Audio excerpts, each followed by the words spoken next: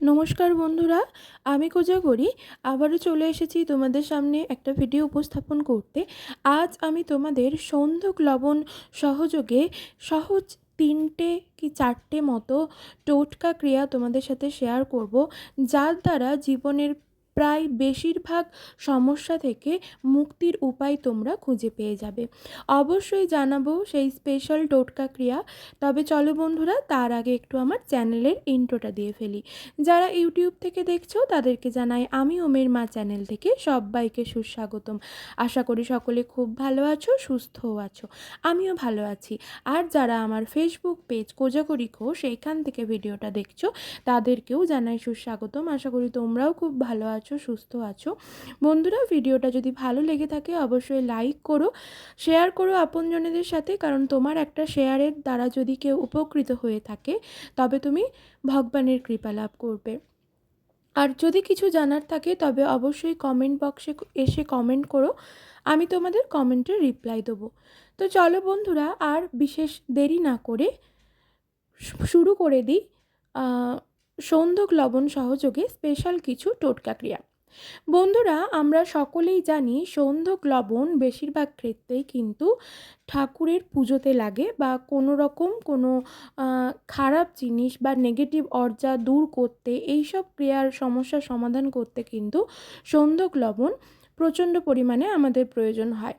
তো এই সন্ধক লবণ সহযোগে এই স্পেশাল 4টি টোটকা ক্রিয়া যদি তোমরা অনায়াসে সম্পন্ন করতে পারো যে কোনো দিন, যে কোনো সময়, এই টোটকা ক্রিয়াটি করার জন্য কোনো দিন ক্ষণ, সঠিক সময়, সঠিক নির্ঘণ্ট, সঠিক দিন কিচ্ছু প্রয়োজন নেই।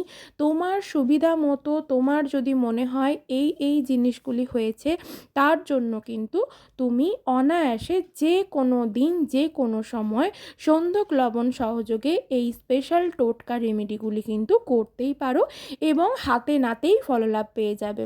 1 থেকে 2 ঘন্টার মধ্যে কিন্তু তুমি ফললাভ করবে। ফার্স্ট একটা টোটকা যেটা বলবো বন্ধুরা, এখনকার দিনে প্রায়শই হামেশাই দেখা যায় মানুষের খুব নজর লেগে যাচ্ছে। বাচ্চা থেকে বয়স্ক সকল মানুষেরই প্রায় নজর দোষ লেগে যাচ্ছে। এই জিনিসটা এখনকার দিনে বেশিরভাগ ক্ষেত্রেই দেখা যায়। বাচ্চাদের ক্ষেত্রে তো দেখাই যায়, কোনো বাচ্চা যদি ভালোভাবে খেয়ে নেয়, কোনো বাচ্চা যদি ঘুমোয়, কোনো বাচ্চা যদি দুষ্টুমি না করে, সেক্ষেত্রে বাচ্চাদের ক্ষেত্রে একটা নজর লেগে যায়। এটা বহু প্রাচীনকাল থেকেই হয়ে আসছে, বাচ্চাদের দেখলে নজর লেগে যায়। কিন্তু এখনকার দিনে স্পেশাল করে যেটি হচ্ছে সেটি হলো বাচ্চা থেকে বয়স্ক, এমনকি মধ্যবয়স্ক মানুষদেরও কিন্তু নজর দোষ লেগে যাচ্ছে। এই যেমন ধরো এক্সাম্পল স্বরূপ যদি বোঝায় মধ্যবয়স্কদের ক্ষেত্রে, ধরো কোনো মানুষের সংসারে অশান্তির ক্ষেত্রে সংসারে ঝামেলা চলছিল, তো হঠাৎ করে দেখা গেল সেই মানুষটির সংসারে এখন প্রায় ঝামেলা চলে গেছে, ঝামেলা আর হচ্ছে না, সুন্দরভাবে সংসারে জীবনযাপন করতে পারছে, বেশ হাসি খুশিতে দিন কেটে যাচ্ছে। অপরদিকে অন্য মানুষটি সেই মানুষটিকে দেখার পর তার কিন্তু মুখের ওপর বলাই হয়ে গেল, বাহ, এখন তো বেশ ভালোই আছো, সংসারে তো কোনো রকম অশান্তি নেই, দিব্যি তো তোমাদের সংসার চলে যাচ্ছে। এইখানেই কিন্তু নজর দোষ লেগে যায়। আবার এক্সাম্পল স্বরূপ যদি বয়স্ক মানুষদের ক্ষেত্রে বলি, হঠাৎ ধরো কোনো মানুষ, বয়স্ক মানুষ অসুস্থ অবস্থায় পড়ে আছে, কোনো কিছুই কাজকর্ম কিছুই করতে পারছে না, হঠাৎ করে মানুষটি যখন একটু ভালো হয়ে উঠলো, তখন তারই বন্ধুবান্ধব বা আত্মীয় স্বজন ফট করে তার মুখের সামনে বলে এসলো, বাহ, তুই তো দিব্যি এখন হেঁটে চলে বেরোচ্ছিস, দিব্যি বসতে পারছিস, দিব্যি খাওয়া দাওয়া করছিস, তার মানে বেশ ভালো হয়ে গেছিস, তার মানে আগে যা করছিলি সবটাই তোর নাটক ছিল। এইগুলোই হলো নজর দোষ লেগে যাওয়া। তো এই নজর দোষ কাটানোর জন্য কি করতে হবে, যে কোনো দিন, যে কোনো সময় 1 মুঠো সন্ধক লবণ নাও, 1 মুঠো তোলো, যতটা ওঠে উঠুক, দিয়ে যেই মানুষটির নজর লেগেছে বলে মনে হচ্ছে, ধরো মনে হলো যে মানুষটার হয়তো নজর লেগেছে, বাচ্চা থেকে বয়স্ক সকল মানুষের ক্ষেত্রেই আমি এটা বলছি, যদি তোমার মনে হলো যে সেই মানুষটির হয়তো নজর লেগেছে, তাহলে সেই মানুষটিকে তোমাকে তৎক্ষণাৎ তোমার যখন মনে হবে যে কোনো দিন যে কোনো সময় ঠাকুর ঘরে নিয়ে গিয়ে বসাও, ঠাকুরের দিকে মুখ করে বসাও এবং সেই মানুষটির মুখের সামনে, মাথার ওপর না, মুখের সামনে অ্যান্টি ক্লকওয়াইজ অর্থাৎ ঘড়ির কাঁটার বিপরীত দিকে 7 বার ওই এক মুঠো সন্ধক লবণ নিয়ে ঘুরিয়ে দাও। এবং যদি সামনে পুকুর থাকে পুকুরে সেই লবণটি অর্থাৎ নুনটিকে ফেলে দাও। যদি পুকুর ডোবা কিছুই না থাকে সেক্ষেত্রে সোজা বেসিনে যাও, ওয়াশ বেসিন যেটা, সেখানে যাও এবং সেই নুনটি ফেলে ফ্লাশ করে দাও, জলের সাথে সেই নুনটা বাইরে চলে যাক। দেখবে 2 ঘন্টার মধ্যেই মানুষটির নজর দোষ কেটে যাচ্ছে। বাচ্চা থেকে বয়স্ক সকলের ক্ষেত্রেই বলছি, নজর দোষ কেটে যাচ্ছে, দিব্যি মানুষটি ভালোর দিকে যাচ্ছে। ঠিক আছে, এটা করে দেখতে পারো, বিফলে যাবে না। এই যে তোমাদের সাথে টোটকা ক্রিয়াগুলি শেয়ার করছি, এইগুলো কিন্তু আমি আগে নিজের সাথে করে দেখেছি বন্ধুরা, ভীষণভাবে উপকার পেয়েছি, উপকৃত হয়েছি, তাই তোমাদের সাথে শেয়ার করলাম।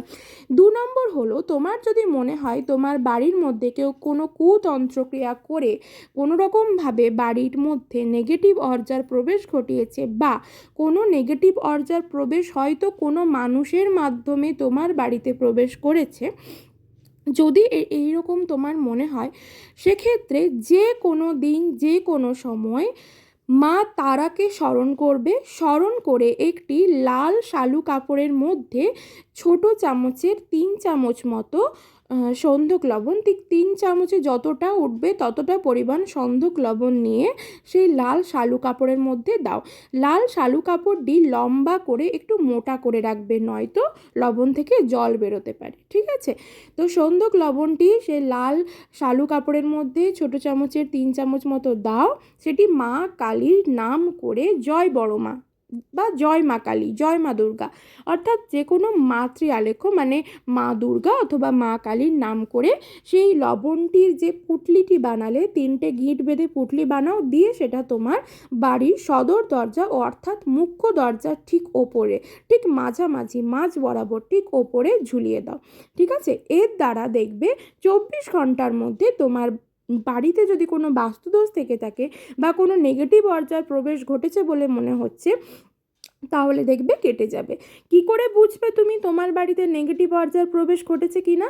দিব্যি বাড়ির মধ্যে সব কিছু ঠিকঠাক চলছিল, হঠাৎ করেই মানুষের মন মেজাজ খারাপ হয়ে যাচ্ছে, বা ধরো তুমি বাইরে আছো, বাইরে থাকলে দিব্যি তোমার মন মেজাজ ভালো থাকছে, কিন্তু তুমি মানুষটাই সেই ঘরের মধ্যে ঢুকলেই তোমাকে আর ঘরের মধ্যে টিকতে ইচ্ছে করছে না বা ভালো লাগছে না, অস্বস্তি হচ্ছে, রাগারাগি করছো, কোনো মানুষকেই তোমার ভালো লাগছে না, স্বামী বলো সন্তান বলো যাই বলো না কেন, কাউকেই তোমার পছন্দ হচ্ছে না।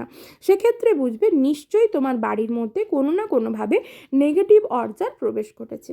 ঠিক আছে, তখনই কিন্তু এই ক্রিয়াটি করবে। যে কোনো দিন যে কোনো সময় হয় মা কালী নয় মা দুর্গার নাম স্মরণ করে এই ক্রিয়াটি সম্পন্ন করো। ঠিক মাঝ বরাবর দরজার, মুখ্য দরজার ওপরে, ঠিক মাথার ওপরে মাঝ বরাবর এই গিঁট বেঁধে ঝুলিয়ে দাও। এরপর যেটা বলবো 3 নম্বর, সেটা হলো তোমার বাড়িকে শুদ্ধ পরিবেশ রাখতে, বাড়ির মধ্যে পরিবেশটা শুদ্ধ রাখতে এবং বাতাবরণ শুদ্ধ রাখার জন্য তুমি একটা ছোট কাঁচের বাটির মধ্যে ভালো করে ভরে একটু লবণ নিয়ে নিলে, সন্ধক লবণ নিয়ে বাড়ির যে কোনো কোণায় রেখে দাও। ঠিক আছে, প্রত্যেক সপ্তাহে সেই লবণটিকে চেঞ্জ করে দেবে। ঠিক আছে, বোঝাতে পারলাম? এর দ্বারা বাড়ির বাতাবরণ শুদ্ধ হয়, বাড়ির আশেপাশে মানে বাড়ির মধ্যে ঢোকা তো দূরে থাক, কোনো নেগেটিভ এনার্জির কথা বলছি, বাড়ির মধ্যে ঢোকা তো দূরে থাক, বাড়ির আশেপাশেও কিন্তু নেগেটিভ এনার্জি প্রবেশ করতে পারবে না। এবং সর্বশেষ স্পেশাল যে টোটকা ক্রিয়াটি তোমাদের সাথে শেয়ার করব সেটা হলো, আচ্ছা তার আগে একবার বলে দিই, ওই যে বললাম বাড়ির 4টে কোণের মধ্যে যে কোনো জায়গায় রাখবে লবণের বাটিটা বাতাবরণ শুদ্ধ করার জন্য, সেটা প্রত্যেক সপ্তাহে যে চেঞ্জ করতে বললাম, ধরো কোনো সপ্তাহে বৃহস্পতিবার করলে তাহলে ঠিক নেক্সট বৃহস্পতিবার আবার তোমাকে করতে হবে। এরপর সে আগের বৃহস্পতিবার যে লবণটা রেখেছিলে সেটা কোথায় ফেলবে? ঠিক একইভাবে যদি সামনে কোনো পুকুর বা ডোবা থাকে সেখানে ফেলে দাও, নচেত বাড়ির বেসিনে, যেটা ওয়াশ বেসিন, সেখানে ফেলে দাও এবং জল মানে ট্যাপটা খুলে দাও, চলে যাক জলের সাথে, তাতেও হবে।